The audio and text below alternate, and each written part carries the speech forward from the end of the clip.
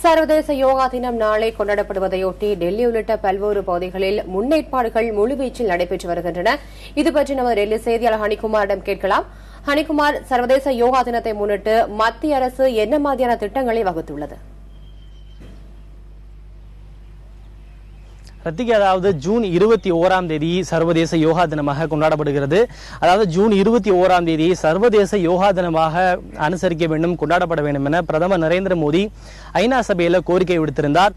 இந்தியாவினுடைய இந்த கோரிக்கைக்கு 33 இஸ்லாமிய நாடுகள் உட்பட கிட்டத்தட்ட 90க்கும் மேற்பட்ட நாடுகள் தங்களுடைய ஆதரவை தெரிவிச்சிருந்தாங்க. இதனை அடுத்து கடந்த 2014ஆம் ஆண்டு ஐக்கிய நாடுகள் சபை ஜூன் 21ஆம் தேதி சர்வதேச யோகா தினமாக அறிவித்தது.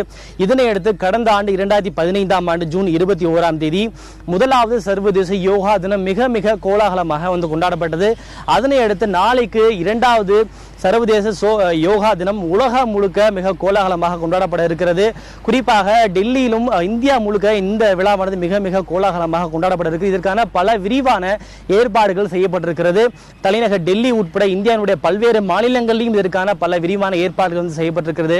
குறிப்பாக இந்தியா முழுக்க நடைபெறக்கூடிய இந்த விழாவில் பிரதமர் நரேந்திர மோடி உள்ளிட்ட 57 மத்திய அமைச்சர்கள் இந்த யோகா நிகழ்ச்சியில் கலந்து கொள்ள இருக்கிறாங்க. பிரதமர் நரேந்திர மோடி ஹரியானா மாநிலம் சண்டிகர்ல கேபிட்டல் காம்ப்ளெக்ஸ் நடைபெறக்கூடிய அந்த யோகா நிகழ்ச்சியில் அவர் கலந்து கொள்ள இருக்கிறாரு.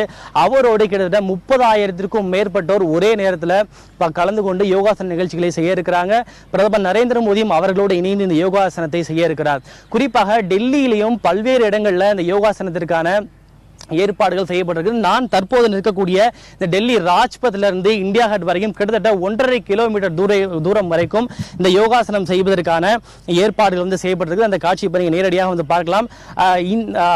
கடந்த ஆண்டு இந்த இடத்துல தான், இதே இடத்துல முதலாவது சர்வதேச யோகா தினம் கொண்டாடப்பட்டது. இங்க பிரதமர் நரேந்திர மோடி உள்ளிட்டோர் கலந்து கொண்டு யோகாசனத்தை நிறுத்தினாங்க. நாளை நடைபெறக்கூடிய இந்த நிகழ்ச்சிக்காக இந்த விரிப்புகள் அமைக்கக்கூடிய பணிகள் நடந்துட்டு இருக்கிறது நீங்க பார்க்கலாம். அதே போல தற்காலிகமான குடில்கள் அமைக்கக்கூடிய பணிகள் தற்போது நடைபெற்று வருகிறது. இவை மட்டுமல்லாம ஆம்புலன்ஸ் வசதிகள், மொபைல் டாய்லெட்ஸ் உள்ளிட்ட பல்வேறு ஏற்பாடுகள் செய்யப்பட்டிருக்கிறது. இங்க கிட்டத்தட்ட ஒரு 20-30,000க்கும் மேற்பட்டோர் கலந்து கொண்டு யோகாசனத்தை செய்வார்கள் அப்படின்னு எதிர்பார்க்கப்படுகிறது. அதே போல ஆம்புலன்ஸ் வசதிகள் உள்ளிட்ட பல்வேறு விஷயங்களுக்கும் ஏற்பாடு செய்யப்பட்டிருக்கு. இவை மட்டுமல்லாம டெல்லி அரசும், Delhi municipal corporations, AYUSH ministry மற்றும் இந்திய அரசாங்கத்தோடு இணைந்து கிட்டத்தட்ட டெல்லியில கனாட் பிளேஸ், அதே போல லோதிகாலம் உள்ளிட்ட 4 இடங்கள்ல இந்த யோகாசன நிகழ்ச்சியை நடத்துவதற்கு ஏற்பாடுகள் செஞ்சிருக்காங்க.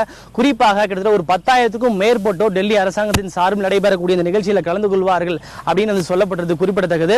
பிரதமர் நரேந்திர மோடி கலந்து கொண்டு செய்யக்கூடிய அந்த நிகழ்ச்சியில மாற்றுத்திறனாளிகளும் கலந்து கொள்ள இருக்கிறாங்க. கிட்டத்தட்ட 150 மாற்றுத்திறனாளிகள் பிரதமர் நரேந்திர மோடியோடு இணைந்து யோகாசனத்தை செய்ய இருக்கிறாங்க. குறிப்பாக அவர்கள் பிரதமர் நரேந்திர மோடியோடு இணைந்து செல்ஃபி எடுத்துக் கொள்வதற்கும் தன்னுடைய விருப்பத்தை தெரிவிச்சிருக்கிறாங்க. ரத்திகா, சர்வதேச யோகா தினத்தை முன்னிட்டு நாடு முழுவதும் 1 லட்சம் நிகழ்ச்சிகளுக்கு ஏற்பாடு செய்யப்பட்டிருக்கிறது. இந்த 1 லட்சம் நிகழ்ச்சிகளுக்கும் இதையாவது பிரத்யேகமான ஒரு நேரம் திட்டமிடப்பட்டிருக்கிறதா, அல்லது அவரவர் வசதிக்கு ஏற்ப இந்த நிகழ்ச்சி கொண்டாடப்படுவதற்கான வாய்ப்புகள் இருக்கிறதா? குறிப்பா அதாவது நாளை காலை 5 மணியிலிருந்தே இந்த யோகாசனத்திற்கான நிகழ்ச்சிகள் தொடங்கப்படுவதாக இந்திய அரசு அறிவிச்சிருக்காங்க. இருந்தாலும் கூட 7 மணியிலிருந்து 7:45 மணி வரைக்கும் இந்த யோகாசனம் செய்வதற்கான ஒரு சிறப்பான நேரமாக இந்திய அரசானது ஆயுஷ் மினிஸ்ட்ரி அறிவிச்சிருக்கிறாங்க.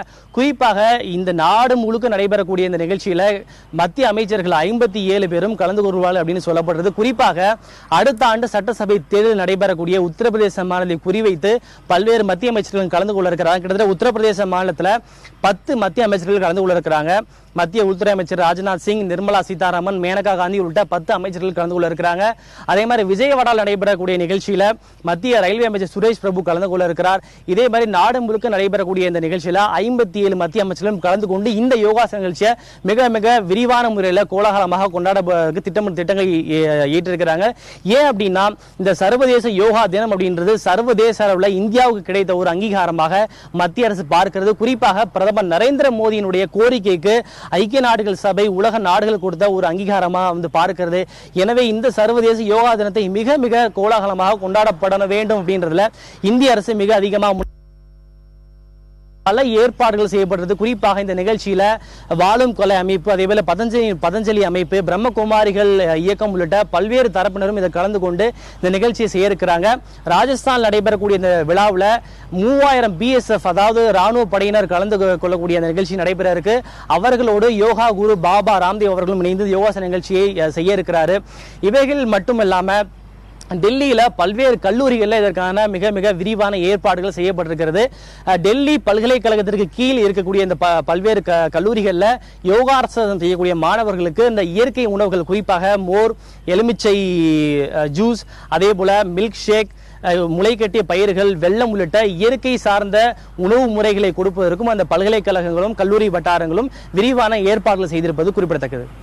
ஐநாவில் உறுப்பினர்களாக இருக்கக்கூடிய 193 நாடுகள்ல லிபியா, ஏமன் தவிர 2 நாடுகள் தவிர மற்ற அனைத்து நாடுகளும் நாளையும் சர்வதேச இந்த யோகா தினத்தை கொண்டாட இருக்கிறது. இந்தியா இதை எப்படி பார்க்கிறது? அந்த நாடுகளில் செய்யப்பட்டிருக்கிற ஏற்பாடுகள் குறித்த விவரங்கள் ஏதேனும் இருக்கிறதா?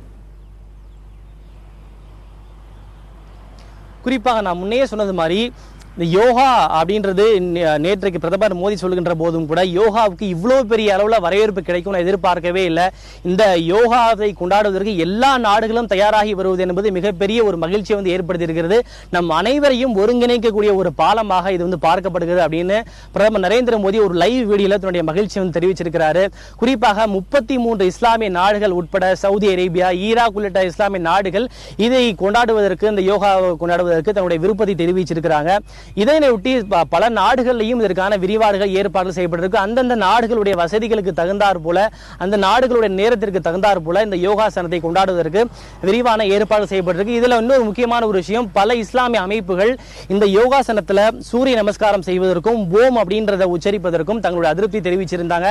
இது தங்களுடைய மத கோட்பாடுகளுக்கு எதிரான ஒரு விஷயம். சூரிய நமஸ்காரம் செய்வது அப்படின்றது தங்களுடைய அந்த மதத்துல பிராக்டிஸ் பண்றது கிடையாது அப்படின்னு பல அதிருப்தி தெரிவிச்சிருந்தாங்க. இதனை கவனத்தில் கொண்டிருக்கக்கூடிய இந்திய அரசானது நாளை நடைபெறக்கூடிய இந்த யோகாசன நிகழ்ச்சியில சூரிய நமஸ்காரம் செய்வது கட்டாயம் கிடையாது. விருப்பப்பட்டவர்கள் செய்யலாம், இல்லை என்றால் விருப்பம் இல்லை என்றால் செய்ய வேண்டியதில்லை. யோகா சூரிய நமஸ்காரம் செய்வது என்பது குறிப்பிட்ட மதத்தோடு தொடர்புடைய ஒரு விஷயம் கிடையாது, இந்து மதத்திற்கு மட்டும் தொடர்புடைய ஒரு விஷயம் கிடையாது.